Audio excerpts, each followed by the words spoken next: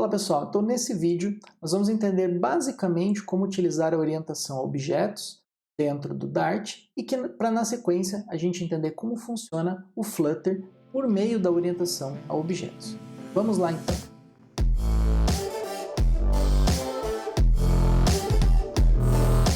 Bom pessoal, então agora aqui no nosso código nós ainda estamos no exemplo 1. Eu vou criar aqui um novo arquivo para a gente trabalhar com orientação a objetos. Eu vou chamar esse arquivo de pessoa.dart. Então, assim como outras linguagens de programação, como Java, o C#, PHP e várias outras, nós podemos trabalhar com o paradigma de orientação a objetos dentro da linguagem Dart. Então, para isso, a gente vai usar geralmente aqueles operadores especiais para criar objetos, propriedades e métodos dentro das nossas classes. Então, para criar uma classe, eu vou usar aqui o atributo class. Vou chamar o nome da classe, geralmente com a primeira letra em maiúsculo, e vou abrir aqui e fechar as chaves. Dessa forma, a gente cria uma classe chamada pessoa. A classe, geralmente, ela tem algumas propriedades. Então, geralmente, lá no Java, você vai declarar da seguinte forma, né? O tipo dessa propriedade, por exemplo, string, e aqui o nome dessa pessoa, beleza? E vou criar uma outra propriedade, que é o sobrenome. Bom pessoal, então vocês podem ver que a própria IDE já acusou um erro aqui na tela para nós, dizendo que essa variável, né, essas duas propriedades, nome e sobrenome, elas precisam ser inicializadas. Por quê? Porque o Dart, pessoal, nessa nova versão, ele já traz o conceito de null safety para o código. Isso significa que as variáveis elas não podem ser nulas, né, a menos que você especifique que essa variável pode ser nula.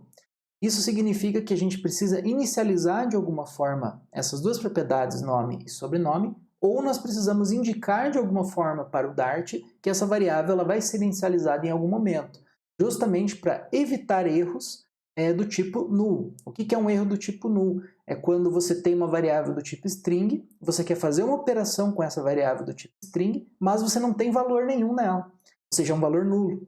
Então, para o compilador, isso vai dar um erro e pode dar um crash e quebrar o seu aplicativo. Então, agora, a partir dessas novas versões, tanto do Flutter quanto do Dart, essa questão do null safety, ela já vem habilitada por padrão. Então, existem algumas formas de você trabalhar com isso. Então, por exemplo, aqui no nosso método construtor da classe, nós podemos fazer uma inicialização. Então, aqui eu posso fazer this.nome, recebe, por exemplo, João, e this.sobrenome recebe Silva. Então, dessa forma, nós estamos inicializando a variável. Porém, vejam que ele ainda vai persistir esse erro. Então, o que a gente pode fazer? A gente pode dizer que essa variável ela pode ser nula, e aí para isso a gente usa esse question mark.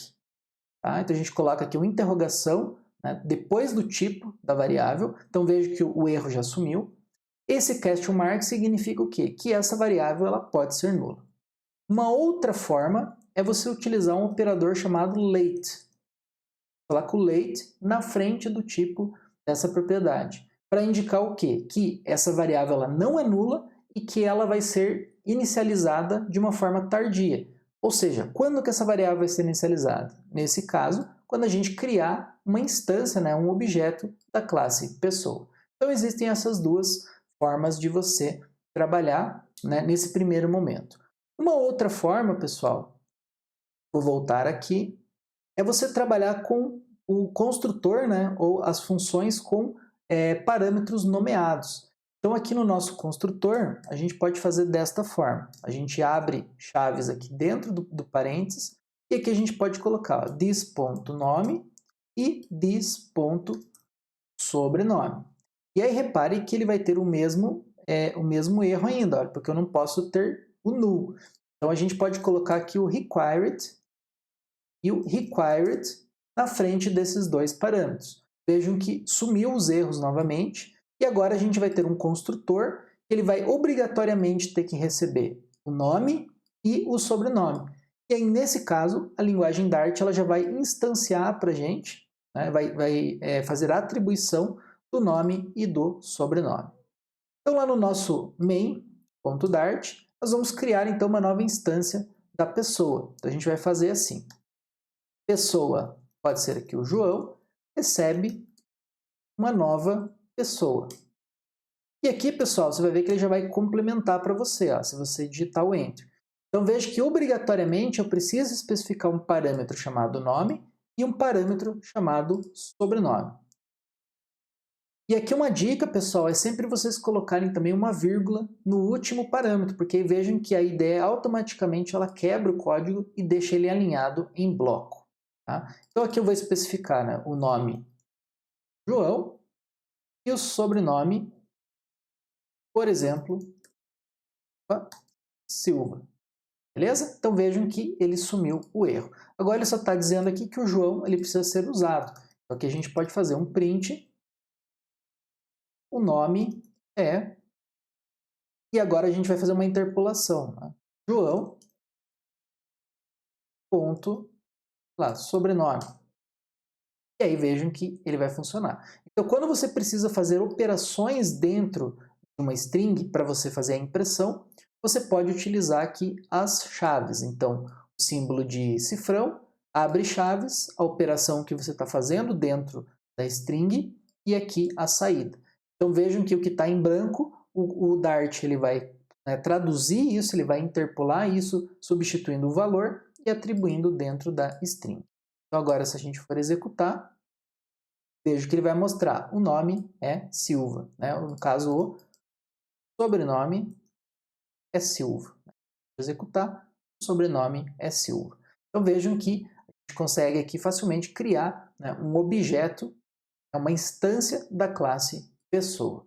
E aí aqui, só lembrando para vocês, essas questões aqui do null safety. Né? Então que a gente tem as opções de usar parâmetros nomeados com required para ser obrigatório a instanciação dessas propriedades, ou você pode usar aqui o interrogação, né, para justamente dizer que essa variável ela pode ser nula, ou você pode também utilizar o late para dizer que a inicialização dessas variáveis vai ser tardia. Tranquilo? Então, basicamente, nós temos isso em relação ao null safety. Em relação, pessoal, ao encapsulamento das propriedades. Então, é muito comum em linguagens de programação você ter keywords, né, palavras reservadas para indicar o encapsulamento da visibilidade, né, no caso das propriedades. Então, geralmente, você tem linguagens que você pode usar aqui, por exemplo, uma keyword chamada private para dizer que essa propriedade ela é privada, ou seja, somente a classe é que vai ter acesso a ela. No caso do Dart, nós não temos essa funcionalidade. Então, por padrão, todas as variáveis, né, as propriedades de uma classe, elas são públicas, a menos que você especifique usando um underline na frente da classe. Então vejam que no momento que eu coloco um underline na frente dessa propriedade, ela se torna privada. Então ninguém vai ter acesso externo a essa propriedade, né, agora nesse momento. Eu vejo que você não consegue mais acessar ela de forma direta, né? Por exemplo, aqui com o this.nome. Né? Então eu poderia fazer aqui o this, né, underline nome, e vejam que mesmo assim ele não vai funcionar, né? Porque eu não posso acessar aqui parâmetros que vão inicializar com o underscore. Então isso aqui eu já não posso mais fazer, sendo que o nome ele é privado. Então como que eu vou fazer aqui para trabalhar com este nome do tipo privado? Então eu posso usar aqui métodos do tipo set e get, tá? Que são métodos especiais que vão ajudar você a manipular essas variáveis, ou seja, essas propriedades com escopo privado, ou seja, somente a classe é que pode fazer operações em cima desse nome. Então aqui a gente pode fazer uma função do tipo get, vai chamar de nome, e esse nome ele vai ser uma função que vai receber aqui o this.nome. Beleza? Então vejam que ele já assumiu o erro agora, né, do nome. Bom, e agora, pessoal, eu vou fazer então o método set, para a gente alterar o conteúdo dessa propriedade. Então a gente vai fazer da seguinte forma, set nome, o nome ele vai precisar de um parâmetro, então a gente pode colocar um parâmetro chamado n, por exemplo, poderia ser outro nome qualquer, e agora o this.nome recebe n. Então vejam, pessoal, que os sets e os gets, como eles são da própria classe, eles vão permitir que eu altere o nome usando set e que eu deixe externo esse nome usando, né, essa propriedade, né, essa função chamada get. Beleza? Bom, pessoal, e agora então a gente tem os métodos set e get.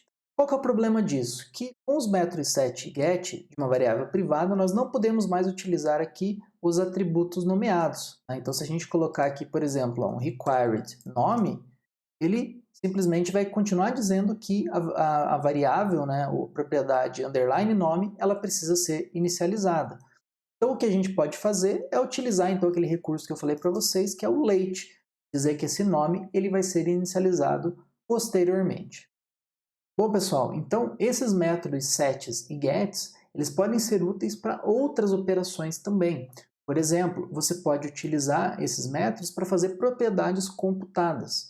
Então, um exemplo seria o seguinte, eu vou voltar aqui a string nome do jeito que ela estava, vamos colocar aqui, ó, required nome, this.nome, vou apagar aqui o set e a gente vai fazer agora uma propriedade get chamada nome completo.